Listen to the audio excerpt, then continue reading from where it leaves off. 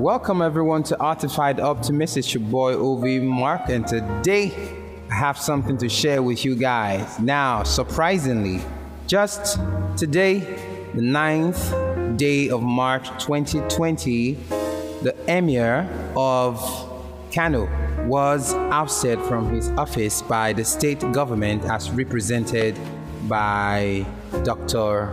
Ganduje. Now, the news of Sanusi being dethroned came like a surprise to a lot of people, but to a lot of people it wasn't a surprise. So the news broke out just today. Sanusi II was taken out of office just this morning, and then a new emir was inaugurated. A new emir was enthroned later in the day, later this evening. So Emir Sanusi, as we knew him, is no longer the emir. He's the ex-emir, and now we have a new emir. Now the twist here is a really stunning one. Now, if you look at this matter, it seemed very obvious that there is something really fishy, because what I believe is an emir is someone who is seen as a representative of God and not just of man, a representative of God, of Allah, according to those who believe in the Muslim religion. And the emir is someone who is revered. So for an emir to be dethroned just like that, as if it's nothing, as if it was nothing, and then replaced almost immediately, same day, it calls to mind that the situation is kind of fishy and it really has to be investigated and looked into. And now the emir was dethroned. Not just that, he has also been banished. So immediately after being removed from office by the state government and the committee that was set up to look into his matter, as spearheaded by the state governor and some other officials, he has been taken by security officials and moved all the way to Nasarawa State. So what do you think, my people? Do you think this is normal? Do you think there's something underneath that we're not seeing? Now, the state government gave reasons for the ousting of the emir. According to the government, they said that Emir Sanusi II has been guilty of insubordination. That means he doesn't subject himself to the leadership of the state government. And you know, according to the law, the emir is supposed to be under the state government. But what they've come out to say this evening is that Emir Sanusi most times flouts the rules, doesn't subordinate himself to the state government, and doesn't make himself available most times for meetings organized for traditional rulers and for the government coming together to discuss. He doesn't show up. So my people, what do you think? Are these enough reasons for the emir to be ousted? The news of the removal of the emir has stirred up a lot of dust and a lot of comments. Twitter has been a buzz ever since this news was broken. A lot of notable personalities have spoken. You know, people like Dele Momodu, Senator Anwar, and a whole lot of people. Now, I'm quickly going to take some few tweets from Twitter, and let's see if people are happy with this or people are in support of this decision. This one is from Representative Arafat Rogo, and it states, history, 9th March 2019, our mandate was stolen. 9th March 2020, they dethroned our emir. We will never forget, and power is transient. Another Twitter said, this one is from AZ at Abubakar_YZ. He said, the dethronement will not in any way abate or abridge the commitment of Sanusi Lamido, Sanusi, in telling the government the truth. The truth is bitter. Power is transient. Sanusi has been a man of candor. We appreciate him for who he is. The next one is from Senator Anwar, and it says, breaking of Emir Sanusi stands as a stronghold to tell all in power, including Ganduje, that power is transient. Meanwhile, we have shown the international community how disregarding we can be to our most prestigious model in bracket culture if it tries to challenge our excesses. Okay, this one is from Farouk Ganju, and it says, Emir Sanusi telling Ganduje and his cabinet that power is transient. Nobody stays there forever. If only people stay there forever, he wouldn't have become emir in the first place, not becoming governor. Let's take some more tweets. Abdullah said, another tweeter said, this one is Enobong Oton. He says, sad for Kanu and Nigeria, power is transient and Sanusi has a legacy that no governor can rubbish. Ayeview says that Ganduje's show of power is a shallow and disgusting drama to witness. To fight one man, he succeeded in rubbishing a whole institution. Lest he forgets, power is transient, and if anything, his army #Sanusi is an embodiment of this important lesson. Hamza Yusuf says, you've certainly carved a name for yourself in the history books. Your controversies regardless.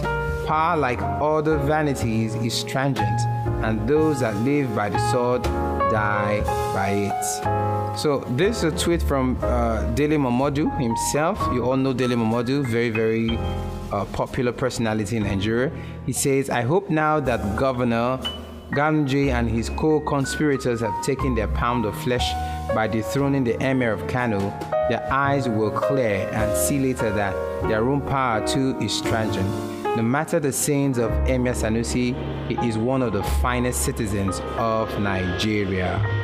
Strong words there coming from Dele Momodu. Now, this one is for Abba Kwankwasia. It says, Ganduje, you will not be in power forever. You are a real enemy of our dear state. With throne or not, he will continue telling the truth, and you will regret what you have done to us. Once again, remember, power is transient. I think also Shehu Sani has taken to Twitter to ask the governor to forgive whatever wrong the former emir seemed to have committed, reminding him that power is transient. Now, what I have gathered from all these tweets on Twitter is that nobody seemed to, I haven't seen anyone who seemed to be on the side of the governor. Everyone seemed to have the notion that Sanusi was on the right path and he was right, he was a good leader, and he stood for justice, he stood for truth, he stood for what is good. But I'm pondering, how come the governor and some of the executives of his cabinet have all these grudges against Emir Sanusi? Something is definitely going on that we are not seeing. Could there's been a rift between them? Or could it be that Sanusi had been opposing one or two political heads, or two political gods, or two political powers? Who knows? But something definitely we know is fishy. As we know, as of now, former Emir Sanusi has been whisked away from Kano State. He's now in Nasarawa, and I guess under the hands of law enforcement agents. And hurriedly, without any delay, a new emir has been enthroned. It amazes me because the office of the emir is so highly exalted. How can an emir just been taken out and in few hours another emir installed? Is the process so easy? Is the process so cheap? Is it so simplistic to carry out? I thought it was supposed to be both a spiritual and a physical office. Why was the office rubbished in this manner? It really beats me. Lots of questions behind the scene that need answers. And I'm really dying to see answers. So there you are, my people. I need your contributions on this one. I need your suggestions on this one. What do you think is going on? Do you think it was right for the emir to be removed the way he was removed, and for him to be overthrown and just overthrown just like that? Do you think that was right? Hit me up in the comment section. Let's talk about this. One thing for sure is Artified Optimist is going to stay on this matter, and I'll bring you the latest update on this very matter. Just like a lot of people have said on Twitter, the emir is out of that post, but his will has not been taken out from him. And just like Dembele Momodu said it, he said the man is one of the finest noble citizens of the country, so he doesn't deserve to be treated the way he was treated. Of course, very, very true. It's very, very obvious the way he was treated wasn't really right. And Emir shouldn't be treated in that manner, no matter the crime. What do you think? It shouldn't be treated in that way. So I guess Kanu must be very, very abuzz at this moment. Very, very abuzz right now.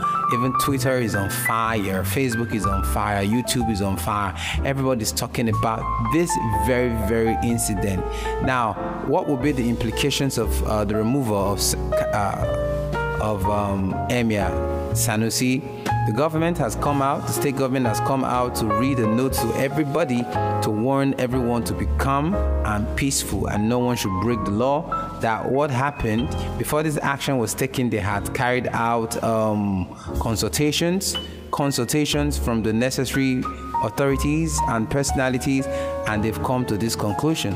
And the state government is saying this is the best decision with regards to this matter. It's your boy Uvi Mark. This is still Artified Optimist. If you haven't subscribed to the channel, please subscribe by clicking the subscribe button just below this video. Like the video also by clicking the like button also below this video. Share the video by using the share button just below this video. And if you haven't clicked the bell notification icon just beside the subscribe button, please click the bell notification icon so that anytime I drop new videos, you can be notified. Thanks for being there. Thanks for supporting your boy Uvi Marks. Thanks for sticking around from this end, and from this point in time, it is bye-bye. See you in the next one. Take it away.